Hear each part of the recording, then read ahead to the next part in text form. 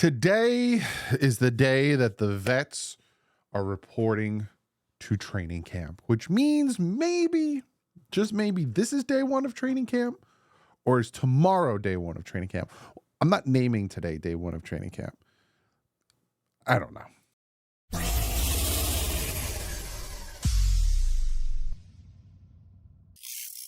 What is up, fans? We are here. We made it through the dead part of the season, the month and a half, little over a month and a half of no football and just constant regurgitation about Tua Tagovailoa. We are now at the point where we get to talk football and constant regurgitation about Tua Tagovailoa because he hasn't signed his contract. He doesn't have a new contract. So it's something that is going to be drilled every single day of training camp until he gets a new contract. I will talk about that. I will talk about everything. This is the preview for the Miami Dolphins 2024 training camp. What I'll be looking at, things that'll be interesting, rules, regulations. We're going over everything you need to know about the Miami Dolphins training camp. Actually, you know what? Let me pull up their dates so I can give you all that stuff too. But it's going down. This video is made for you, made for all of you guys and girls, so you have all the information and a little bit of information about me and my thought process on what I'm thinking about with the Dolphins. So the Dolphins are starting, the vets are reporting today. And like I said in my intro, I don't know is this day one? And I'll get to all that stuff. But is this day one? Is tomorrow day one? Are they kind of just coming in and getting situated and signing in and getting their rooms? And then tomorrow's day one. So I'm not listing today day one. I'll list tomorrow day one because I know day one's not on the 28th when it's open to you. But we'll look at that real quick and we'll talk about all that. So this is the Miami Dolphins training camp dates. So the 28th is band together weekend. This is the day one. This is Sunday coming up. Then they have a Sunday, Monday, Tuesday. Then they have off Thursday, off Wednesday. Then Thursday, Friday, Saturday, off Sunday, Monday. Now, the Friday, the August 2nd is season ticket member day. And then Saturday, August 3rd is stadium practice. I will be at a wedding, so you'll get the training camp video from my hotel room. And then August 5th, Monday, Tuesday, Wednesday, joint practice with the Falcons. Then they have off. And then the 9th is the game, hosting the Atlanta Falcons, 7 o'clock. I'll be live for that. Then they don't go back to work until Monday, August 12th, 13th, 14th. I'll be landing in Miami. 15th, I will be at the joint practice with the Washington Commanders. And then that's it. Now, I know they have a joint practice with the Tampa Bay Buccaneers that will be in Tampa, but this is all that's open to us. It's not the end of training camp, but it's what's open to us. So all these different things. So give you all of that information. So now let's get into some boring stuff before I give you some of my thoughts, some of the things that are going on and all that stuff. And the boring stuff is the rules. You might be saying, what, Doug? Yes, ever since the new CBA, which happened, I think this has been starting for like the past 15 years. Like there's no two-a-days and stuff like that. Back in the day, they would run them into the ground. You would have two-a-days, you'd have padded practices, however many days a week. You would be thrown up on the field, like all that. They would just run them into the ground. The new CBA, not this recent one, but the one before that, I think with the strike, completely changed the rules. So we'll go into the rules. So day one, they come in, they take physical exams, they have meetings, they have classroom instructions, no on the field stuff, no like flag football type stuff, nothing. Day one is you come in, you get your physicals, you get meetings. So maybe today is day one. I don't know. Then day 2 to day 5, right? No live contact from day 2 to day 5. No more than 3.5 hours on the field, and you could split up the times. And I'll get into that because we'll kind of talk about two-a-days. But you cannot have the players cannot be on the field for more than 3.5 hours. Day 2 to day 3. So we're talking about in the 2 to day 2 to 5 day period. Day 2 to 3, they have the helmets on. They just have shirts. They're going through drills. You've seen that. Then day 4 to 5, they have helmets on in shells, which is pads, shoulder pads, but they're really small. Again, no live contact from day 2 to day 5. And all of this is full speed. And then they were required a day off after the acclimation period. So they're supposed to get a day off. Then, again, this is all convoluted. So if you need to rewind and listen to it again, be my guest. After day 5, they can now do 2-a-days. But they are only permitted to have the players on the field no more than 4 hours. So during these 2-a-days, if the first half of the 2-a-day, they're on the field for 2.5 hours, they are only allowed to be on the field for 1.5 hours the second half of that 2-a-day. Cumulative altogether 4 hours in that day. Only one padded practice, no longer than 2.5 hours. So if the first practice of the 2-a-day is a padded practice, it's 2.5. And like I said, only 1.5 hours for the second, probably walkthroughs. 90-minute break intervals in between the 2-a-days and the second practice remaining of the 4 hours. That's the rules. Can't break those rules. Also, they're not allowed to do, and I'll show you these anymore. They can't do the bull in the ring, aka King of the Circle. They're not allowed to do Oklahoma drills anymore. The offensive line and defensive line aren't allowed to do inline run blocking / board drills, and the half line pods 3 spot drills. These are prohibited drills. So essentially a lot of clashing of helmets and stuff, especially now they have the big old pads on their helmets to protect them from concussions and stuff like that. Those are your rules. So no padded practices until after day 5, from day 1 to day 5. Day 1 is more, hey, get in the building, get your playbook, take your physical. We're going to have a chat. And day 2 to day 5 is just light work with helmet, shirts, shells, nothing crazy. There you go. There's your rules. Hope you have a good day. Goodbye. No, I'm just kidding.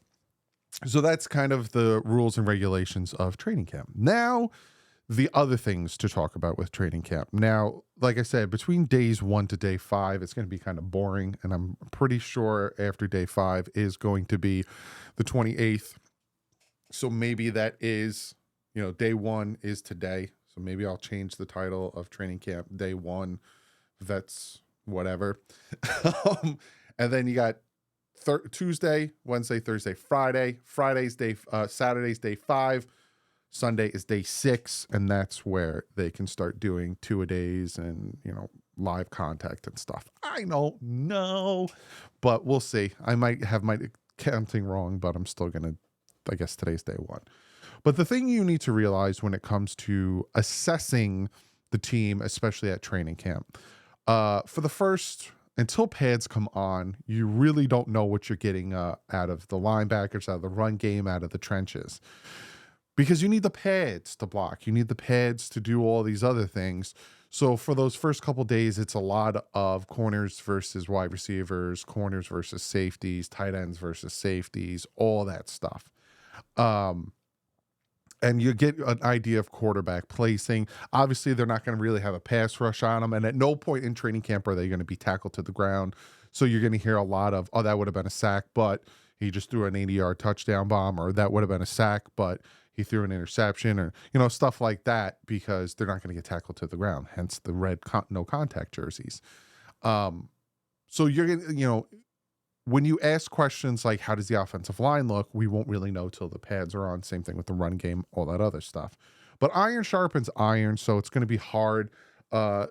If one day, what I'm looking for is not to have one side of the ball dominate for multiple days in the week, because then that's a problem. Like if the offense is destroying the defense for a straight week, and for like a full 4 or 5 days of practice, the defense cannot stop the offense, then I'm worried. I don't care that it's a new defensive coordinator. If it's like full-fledged like that, that's worrisome. But also, iron sharpens iron and vice versa. If the defense is destroying the offense, then I'm worried. And if there's constant would have been sack, that's a sack, would have been a sack, that's a sack, I'm worried. Or the defensive line is getting pushed around, I'm worried, because iron sharpens iron. So those are things also to take in mind while training camp is going on. Things I'll be looking for, obviously, we want to know how the trenches go. We want to hear, if you don't hear a offensive lineman's name, that's a good thing. If you hear, because either one of two things is happening. You're either hearing, oh, he just bull rushed so-and-so, or, oh, he is pancaking so-and-so, and look at Patrick Paul, he's doing much better than I expected, all that stuff. Or he just got blown on his back. He just gave up a sack. He's just, can't get to the outside and contain this, or he can't do that. He can't do. You got one or the other. If you don't hear their name, that's good. It's good. You'd rather not hear their name than hear hot garbage. Okay, cool. Like, we don't hear Liam Eichenberg's name. Cool. Driscoll, Wynn, any of them. Jones, you don't hear their names. Okay, cool. It's better than hearing that they're getting blown off the line and giving up sacks and tackles in the backfield and all that stuff.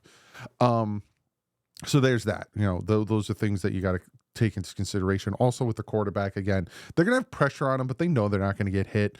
What I look at mostly for the quarterbacks is ball placement, the velocity of the pass, and, interceptions. Hopefully they don't give up a lot of interceptions, stuff like that. And also the like drills where they're like, it's 2nd and 3 and you need to do this and you do that. So those are things that I will also be looking at, especially when I'm down there, because I'm not going to be live tweeting, because I'm going to try to give my full undivided attention to what I'm seeing on the practice field, being that this is my first ever training camp going to. I will bring something like a pad or something where I'm going to sit down and kind of, take my notes and everything. So I will have some type of pad. So as soon as practice is over, I'm going to make a video and I'm going to upload it right from the practice field, so you guys know what's happening down there. But all in all, the most important dates for me are those joint practices, because you're going to constantly have these guys facing each other. They're going to pick up tendencies. They're going to pick up cadences. They're going to pick up how they run their routes a certain way. If they're going to cut to the inside, they're going to do a certain thing to show that they're cutting to the inside. You're not going to fake me. Same thing with the offensive line. If he puts his hand to one way or the other, oh, I know this or I know that.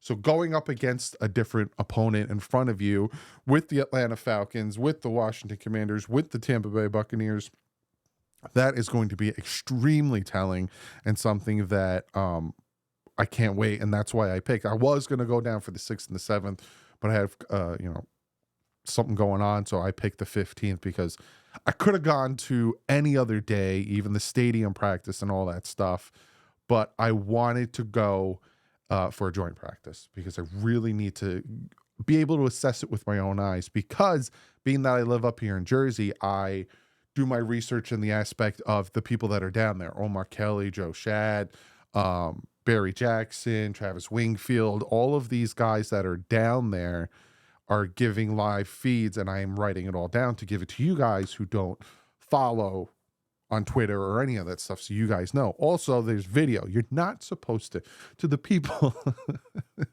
the people who are going to training camp on the 28th till the 15th, August 15th, whatever, and all those dates. You're not supposed to be recording practice. And you could possibly get in trouble for recording practice. So don't record practice. That being said, if you do record some things and you would like to get a shout out on the channel, email me or DM me on Twitter, and I will greatly appreciate you sharing, some footage with the channel. But I will preference this again, and I will say this again. I'm not telling you to do it, nor should you do it, because you can get in trouble. But if you do it and you get away with it, you can email me or you could DM it to me, and I will give you a huge shout out, because you are absolutely awesome for helping people and Dolphin fans like me and others that don't live in the state and can't go to every single training camp event to be able to get our eyes on some footage of the Dolphins practicing. So We all appreciate you very, very much. Some other things I want to talk about with training camp. Now, obviously, you got the pup, and I talked about the pup with Bradley Chubb, Isaiah Wynn, Good, and Jalen Phillips. Those guys can come off the pup at any point. Obviously, they have to go through a physical. Then when they go through the physical, if they pass the physical, they can come off the pup. It's not like the season where they have to wait a minimum amount of time. Once they're physically abled, because a pup stands for physically unable to perform, they can come off. But once they come off the pup, they cannot go back on the pup. That is where things get interesting. And that's where, especially with Mike McDaniel's MO, he's very cautious about what he does with his injured players. He's very sports sciencey. He looks like it. Like, I'm not knocking him, but he looks like he would be that much into sports science, where, these things, you should do this or you should do that, or science shows or statistics show that you should maybe focus this, that. So I think he'll be safe with that. Trying to think if there's anything else. There's so much I want to talk to you guys about, and it's day one, just so going into training camp, and you have a mental idea of what to expect. Now, it's kind of like minicamp and OTAs, where we had a presser from the owner. No, the owner never does a presser. From the coach, and then they kind of tell us who's there, like who's injured, who's playing, who's this, who's that. And then they go into 1-on-1s, 11-on-11s, 7-on-7s, all this stuff. They give us all the play-by-play and stuff. They cannot tell us who is lined up with whom, or what the offensive line. They can't tell us certain things because obviously anonymity. I'm trying to be sophisticated and use these big words, and I'm just sounding like a big dumb. But they sign contracts, the beat writers. You guys don't, but again, you guys can get in trouble. And again, I don't want to get in trouble. So when I'm down there, I'm not live streaming the practice. I am not recording the practice. I'm not tweeting about the practice. I will tell you everything after it's done. Literally, when the practice is done, I'm going to find a spot by the practice field, and I'm going to record the training camp video and give you all the information. But yeah, a lot of what's going to happen now is every single day of training camp, from today until it's over, or until Tua signs a new contract, is going to be, is he there? Is he practicing? How much is he practicing? And every day it's going to be asked to him and to all the fellow players on the team about Tua and his contract. And it's going to start to get annoying. And the players, like I said in yesterday's video, are going to start to get annoyed. And that might push the Miami Dolphins to sign him already. It could be a possibility that you were watching this video, he already signed. I doubt it. I doubt that they're going to sign him in the span of however long. I'm recording this video at 2:10 in the morning. And I think they arrive at like 9 o'clock. Video is going to come out at 9 o'clock. I doubt in the next 7 hours they're going to sign him to a contract extension, even though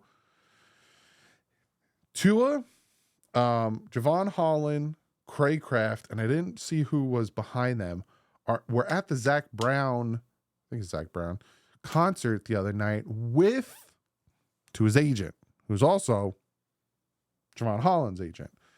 In town, he's with them. Get the ball rolling, get it done, so all this drama just goes away. Or just say you're not going to. Listen, we don't want a distraction for the rest of training camp or for the rest of the season. We will pick up on the contract negotiation when the season's over. Just do one or the other. Take the distraction and throw it away. But that's a lot of what's going on. Trenches are going to be incredibly important. Corners. To me, the thing that I need to see the most is trenches. You're not going to get a good understanding of Tua because, for one, it's training camp, and it's more about his passes and accuracy and stuff. We know he's an accurate quarterback. What we need to see from Tua is stuff that are going to happen in December. Right now, we're not going to learn anything new from Tua. What I need to see is the trenches, offensive, defensive line, linebackers. I think we're fine at corner. We're fine at wide receiver. I think we're good at tight end. We're good at running back. It's those trenches. So that's what I'm going to be focused on the most, especially when I'm down there. I'm going to be focusing. Obviously, if there's big plays and stuff, I'm going to write it down. I'll be like, whoa, do a hit a bomb, blah, blah, blah, blah. But for me, it's the trenches. So comment below. Day 1 of training camp. What are you going to be looking at? What are you most interested in? Did I help at all? Did I confuse you anymore? My thought process going into this video is I want to help you guys understand what to expect with training camp, so you don't say like, oh, why isn't this happening? Why isn't that happening? That's what my whole philosophy with this channel. I try not to be too negative, even though I've made videos where I was very upset with the team, so I was very negative. Like I've made a video said the Dolphin fans deserve better, and when they're looking for a new head coach and all this stuff. And I also try not to be too positive.